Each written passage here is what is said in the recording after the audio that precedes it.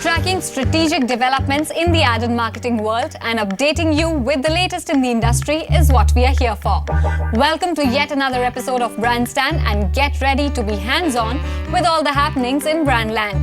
So let's get started and check out what we have in store in today's episode. Anita Nair from Havas speaks about the agency's 10-year completion in India. And a look at Mindshare's 2 new tools. Here's an update of the top news of the week gone by. The 17th annual general meeting of the Indian Broadcasting Foundation (IBF) was held in New Delhi last week, and in the meeting it was announced that Puneet Goenka will be taking charge as the foundation's president. The IBF board also elected Rajat Sharma of India TV, NP Singh of Sony Pictures Network, Viacom 18 Sudhanshu Vats, K. Madhavan of Asianet Communications as vice presidents, and KVL Narayan Rao of NDTV as the treasurer of the foundation for a period of 1 year. Wieden and Kennedy Delhi has announced an all-new leadership team. Shuchi Thakur has been appointed as Executive Creative Director for the agency. Partnering Thakur as ECD will be Molona Vati Longchar. Joining the two to complete the Delhi leadership team is Siddharth Loyal, who has been appointed as the Managing Director. Dentsu Aegis Networks agency Kara has released its updated Global Ad Spend Report for 2016 and 2017. In Asia Pacific, the buoyant Indian advertising market continues to lead growth prospects of 12% plus in 2016 and 13.9% plus in 2017, making India one of the fastest growing markets in APAC and the world. Kara expects the digital growth to be about 31.5% in 2016 and to accelerate to nearly 40% in 2017. Mobile will drive the digital growth immensely, and India will transform from a mobile-first to a mobile-only market very rapidly, aided by better broadband penetration and drop in data rates. The 2016 edition of MVs was held in Mumbai last week. The winning agencies represented successful initiatives and campaigns that emerged victorious on counts of originality and uniqueness, impact and relevance to the brand. Mindshare grabbed the top spot in the 2016 MVs with 8 gold, 18 silvers and 15 bronze medals, which also includes the Media Agency of the Year title. Lodestar UM and Maxis were tied at the second spot in the Media Agency tally with 135 points, and the Best Media Client of the Year went to HUL.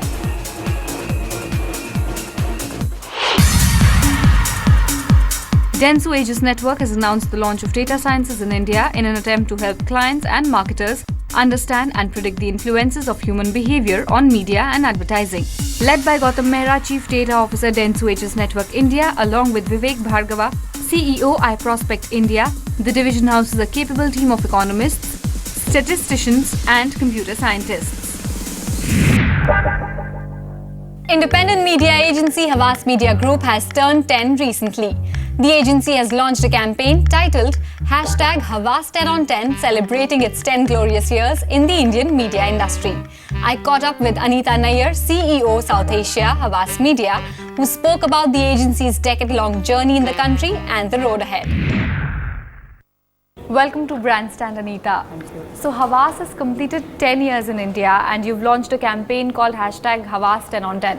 What is this campaign all about? Having completed 10 years, we wanted to display internally to see that whatever factors and parameters you take into considerations, we should actually be aiming for 10 on 10 of everything. So the campaign's been all about, commitment, celebration, delivery, innovation, inspiration, passion, belief, fun, at an overall level, happiness. So there were 10 commandments that we put into place and shared it internally with the staff to say that on all these parameters, we in the 10th year aim to be 10 on 10. So apart from treating your employees to this swanky new office, any other additions or changes we can expect in terms of functioning or services from Havas? Shifting into another office, a bigger one, is always very, very good because it speaks about, expansion. While it's quite painful to be moving, to a new office, but I think we've got a sprawling office now. We've got 30,000 square feet here, and it's the Havas village where, the creative guys as well as Havas Media sits together. So it's this whole concept about, full service again So there's a lot of businesses, for example, we and the creative guys are now pitching together, and globally also Havas is probably one of the first few agencies to get back into full service situation. So I think moving into a new office, sitting together, it kind of helps you collaborate a lot more and work together a lot more. So starting from there, not only the new office, I think it's the collaboration across various divisions and units. We've got Arena, which is our second brand as well, which is part of this office. It's a separate office, but it's within the same 30,000 square feet that we are talking about. So it's got a lot to do with the way we want to collaborate and work together to really add value to the Havas brand as well as the organization. Havas has grown from 150 crore in 2005 to 3,500 crore in 2015, and from a mere 40-member team to now you have 400 people working for you. And in fact, you've been associated with the agency for almost 10 years now. So tell us about your stint at Havas and also Havas's decade-long stint in India. See, I started off with Havas when it was Media Planning Group. It used to be known as MPG at that point in time. Over the years, of course, we've transitioned from Media Planning Group to Havas Media Group, with various other units coming under the group as well. So it's been a very interesting journey, a bit of a roller coaster for sure, because when I came on board, it was just 150 crores, and we had largely one client. We were actually known as the Reckitt Benckiser agency at that point in time, and a few smaller ones. So from there to now, where we've actually grown about 12 times in the last 10 years. Interestingly, it's all been on the lines of acquiring new businesses year on year. So we've added a lot of logos and a lot of categories to our portfolio as the years have gone by, largely new business. And as we were acquiring new business, I think client retention is also extremely important. So given that, we've actually retained clients. So new business as well as client retention has been an extremely important part of the journey over these 10 years. And of course, had it not been for the team here, I think employee satisfaction and work environment which we provide at Havas is something that has helped the team being nurtured here at Havas, and the team again delivering the kind of product that and service that we've been wanting to provide our clients in the marketplace. You're overseeing the whole South Asia region for Havas. So tell us, how is India operations performing vis-a-vis the other countries here? See, I look after India, Sri Lanka, Bangladesh, Pakistan. These are the markets that I look after currently. And obviously, looking at Bangladesh, Pakistan, Sri Lanka, they are much smaller markets as compared to India. So India has been an operation which has been growing very, very rapidly. We've grown 4 times the market over the last many years. And Bangladesh has been, the second country which has been growing, say, at about 20 to 25%. Pakistan used to grow very, very fast in the early years when I came and started off Pakistan, but given the situation, I think the growth in Pakistan has slowed down, and Sri Lanka has been really, really slow. So in the given situation, obviously India is something which is miles ahead of all the other South Asian markets that I look after. And are there any specific milestones or highs or lows that you would want to recount? I think the high has been, of course, last year when we did 3,500 crores, that's been a big high. The high has also been the fact that we were, when I joined, a 16th or a 17th ranking agency, and today RECMA puts us at number 5. So that's, to my mind, is again another high. The high has also been that when we started off, we were at about 1.9% market share. We are closing on to 6% market share now. So we are in that bracket. Of course, there are a couple of agencies which have 40%, 20% market shares, but we are in a block of agencies which range between a 5 to 7% market share. So, given the situation in the marketplace where there is competition, where there have been agencies who've been there for very many years, and there are huge clients who are aligned with a lot of bigger agencies. These 3-4 things that have been here have really been points to say that they are big highs for us. Havas now boasts of 100 plus clients. So tell us, how have clients' demands and overall attitude changed over the years? And in fact, what is it that Havas is doing differently now as compared to back in 2006? A lot, I must say. Clients have always been demanding, so that goes with the industry that we are in. They are only increasing because the entire landscape is changing. When we started off, probably digital didn't have a big role to play. Today, if you look at the way digital and mobile are progressing, clients are looking at solutions coming their way, even in the changed environment. So while the environment is changed, I think we as an agency have also adapted very, very quickly to the changing environment, and then we go and offer solutions to the client, which is the need of the hour for them. Considering the way the media landscape has changed, the way various aspects has come into place. So we no longer work on television, print, radio kind of plans. We offer an OSEP model, which is owned, shared, earned, and paid. That is the way we work because it's completely an organic world today, and we have to look at what the environment is talking about and how within that environment is the client asking for solutions. You also have several additions to your leadership in the past year or so. Tell us about that. Is there a specific reason behind it? I think when you grow, you need people to lead. Yeah, so I alone cannot lead, and I'd be nothing without my team, honestly. So we've been hiring, and we've been hiring in key roles, for example, whether it's digital, whether it is mobile, or whether it is our offices in Mumbai or in Bangalore. So I think when you grow, you need people to handle those. So that's an ongoing process for us. We've also increased the number of offices. So we've recently added Ludhiana as well as Cochin to the 5 offices that we had earlier. So we now operate from 7 locations. And lastly, what is the road ahead for Havas India? I think growth and growth. That's the way we are looking at it. And of course, client delight is extremely important to us. So we want to continue really delivering the product to the client, which is in sync with what the requirement is today, and make them happy. Absolutely. And here's wishing you all the luck and more clients for Havas India. Thank you so much for being on the show. Leading media agency Mindshare launched 2 new tools, Content Lab and Fast, for developing branded and unbranded content for new media. The tools primarily aim to be able to translate the insights into a reliable programming strategy for clients. We spoke to Devendra Deshpande and M.A. Parthasarthi from Mindshare to learn more about these tools. Have a look.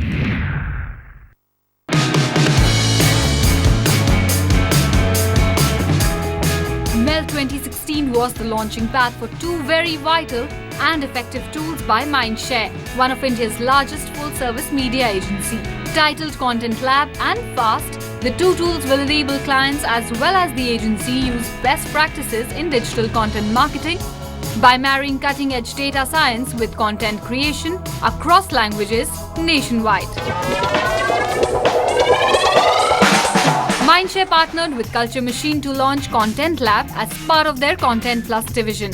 Under this partnership, Mindshare's clients will have access to Culture Machine's patent-pending big data content platform, Intelligence Machine, as well as its programmatic content tool, Video Machine, in addition to the latter's team of analysts, data scientists, machine learning experts, channel management, audience growth, and in-house content studios across North and South of India. I have Devendra here with me to talk us through what this tool is all about. Hi Devendra, welcome to Brandstand. Thanks. So broadly, what is Content Lab all about? The beginning, it starts with the insight, yeah. And we have our partners Culture Machine, who bring a lot of strategic insights to the table through their tool, which is the Intelligence Machine, right? Both of them as ingredient go into the Content Lab, right? What you have as an output are, big, large-scale ideas. So finally, everything begins with a challenge and ends with an outcome. Wow, sounds very exciting. Could you also walk me through step by step Now how let me this take you whole, inside tool the works? Content Lab. Yes. Yeah. The genesis starts with the trends, insights, which comes from the Intelligence Machine. So what you see here are a lot of dashboards. Presently, the category selected here is beauty, right? And over beauty, what are the trends? What is it that people are talking about? What is it that people have seen? What also Intelligence Machine gives you is, a detailed report on paid assets versus, user generated, right? So clearly you get one holistic approach of, what brands are doing, what really is working, what is not working, not just for my brand in question, but also for the competition over a defined period. Further, you also get to know that how are people reacting to particular type of videos, right? Certain videos which are getting rejected, right? Why? When I look at data sets from YouTube, Facebook, marry that with the Twitter trends, it gives me the ability to create generate videos immediately, real time, on topics which are trending. So you mean all of this is done real time, like you're All of that is analyzing done data real time, and then coming up with quick solutions. Absolutely. If I look at the current Twitter trends on what really are the topics which are trending, I can marry all of it, right? And I can then come up with an automated video. But at the same time, what if you want to be a part of the conversation 24/7? We have a technology which is the video machine. Okay, and what video machine does is creates real-time videos by just a data feed of 150 characters. Yeah, that 150 words can actually come from the top trending topics, what people are watching, what people are rejecting, and I can just create my own pool of keywords. I can feed it into the video machine, and what you have is a video which is ready in 5 minutes. I'm sure it would give a higher engagement because it's already picked up all the words that are trending. Absolutely, and that's the whole idea. Point, yeah. How have the clients adapted and accepted tools like these in general in the Indian context, in the Indian market? Right.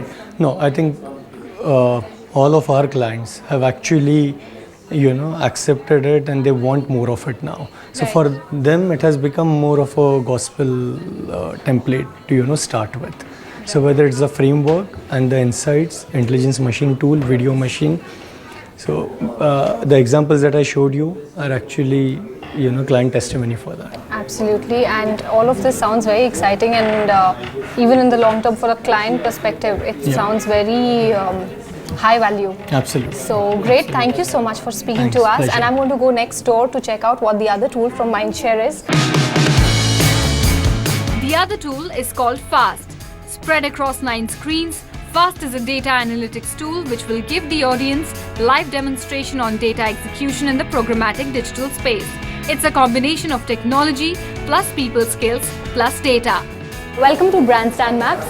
Would you like to walk me through this new tool? FAST stands for Future Adaptive Specialist Teams. It's about really understanding category dynamics for specific categories and really understanding the clients, the consumers with great granularity. So you're able to customize and deliver stuff to them in real time. So the first thing is to really understand what drives category and how does the path to purchase work in each category. So what you see up here on top is to understand what consumers look for or search for when they are buying a particular category. And out here we are saying what are people talking about, which is a social landscaping. This is data-backed validation, which actually says how people are behaving when they talk about it or when they search for stuff. Having looked at that, the next stage is to look at what is the kind of content which they are consuming. And here again is a specific tool which we have created called Kive, which is about knowing video intelligence and video experiences of consumers. Next part, which is also important, is to try and understand who are the key influencers when it comes to these specific categories.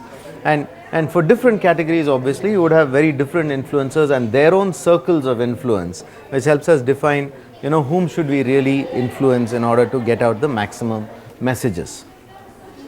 Having gotten insights from all of this, a very critical part of it is what we call as our Turbine Data Management Platform. Now what this has is it has information on almost 45 million consumers and detailed information on their interest areas. So based specifically on our set of consumers and their behavior in the digital ecosystem, we are able to map interest segments of consumers whom we need to target. It's important once we know this to actually be able to dynamically change the content which you serve out to this person.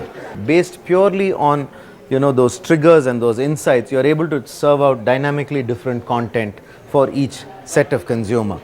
And what happens is this is like a closed loop. Once I serve out advertising, if people engage or interact with that advertising or come onto my website, I am able to further sharp shoot, get back into the interest targeting and drive and fine tune this over and over again like a self-learning machine. We have got all this information here.